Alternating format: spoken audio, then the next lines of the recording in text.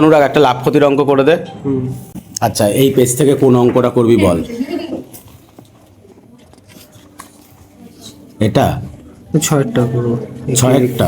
আচ্ছা কর। একটি ব্যক্তি 178 টাকা একটি বস্তু বিক্রয় করে, 11% ক্ষতি হয়, কত টাকায় বিক্রি করলে 11% লাভ হবে? আচ্ছা এই চুপ কর। 11% 11% ক্ষতি, ক্ষতি। পার্সেন্ট চিহ্নটা দে। 100% মানে 89।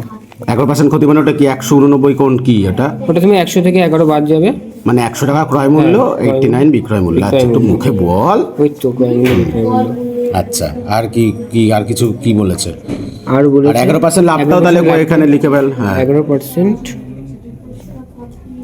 লাভ হচ্ছে।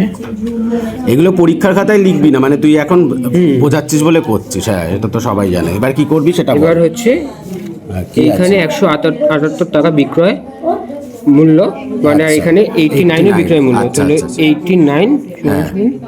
178 178, এবার আচ্ছা। একে 178 হ্যাঁ বাই 89, আচ্ছা তাহলে 111 যেহেতু ক্রয় মূল্য। হ্যাঁ, ক্রয় মূল্য আছে। 111 টাকা। আচ্ছা 111 লাভটা আচ্ছা বুঝেছি।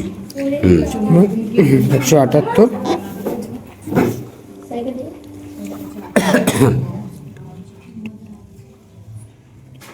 89।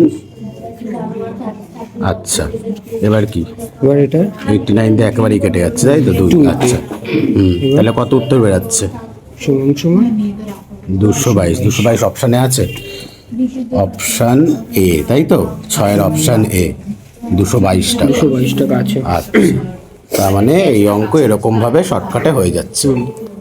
আচ্ছা ঠিক আছে, তাহলে টেক্সট বুকেরও পরীক্ষা দিচ্ছিস তো অ্যাপসের? ঠিক আছে, ভালো করে পরীক্ষা দে।